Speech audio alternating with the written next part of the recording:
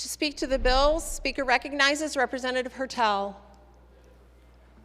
Thank you, Madam Speaker. With your permission, I would like to speak to the entire package. Mr. Gooden. Thank you.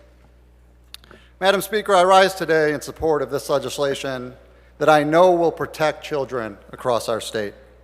Legislation that has been worked on since before I even sat in this seat by two mothers from my district. Two mothers that have been through so much, but have chosen to work tirelessly to make sure what happened to their children does not happen to others.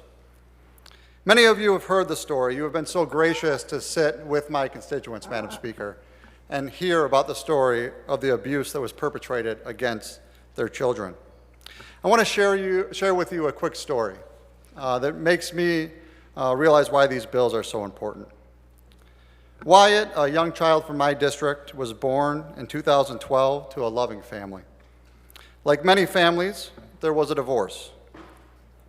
When his father started seeing someone new, Wyatt's mother had some misgivings about this new individual in her son's life.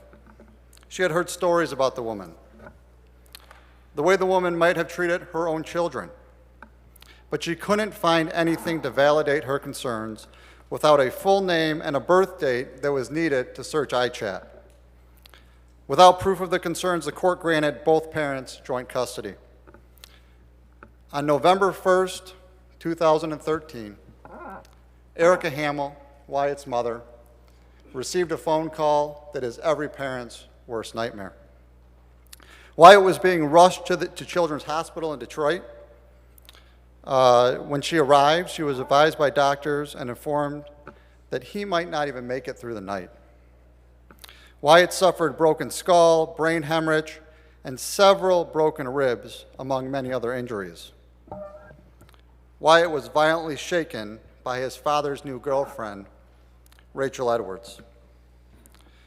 While attending the court hearings during Rachel's trial, Erica met another mother, Christine Kadlitz.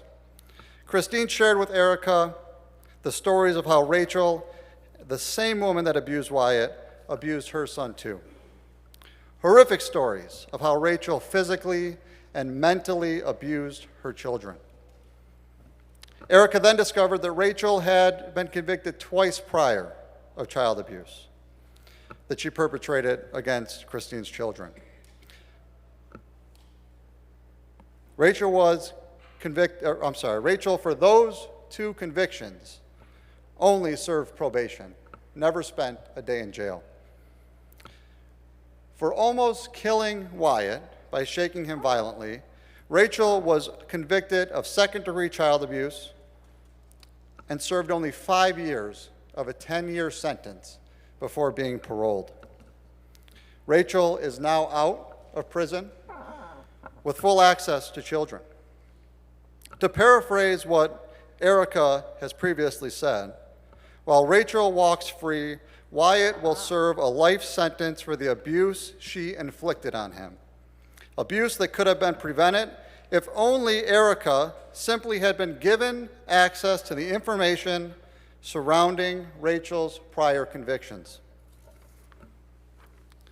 Madam Speaker, this legislative package will clean up the registry within CPS. It will ensure it contains every individual in our state that commits these heinous acts against children.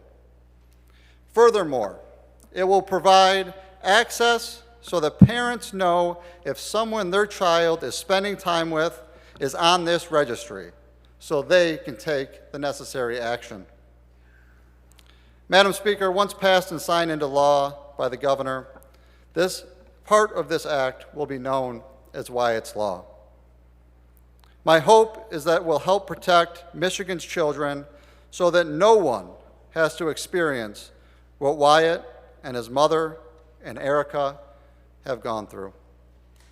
I look forward to the support of my colleagues today, and Madam Speaker, thank you for your time. Madam Speaker, I hope you will help me to recognize the mothers that I referenced in the speech just a few moments ago. Today with us we have Erica Hamill and Christine Kadlitz, two mothers who have been fierce advocates to make sure children across our state are protected They are not a stranger to this building. They have stood out on the black and whites, many lame ducks, trying to get Wyatts Law passed, and I'm so proud to be able to stand here with them today. Thank you so much, Madam Speaker.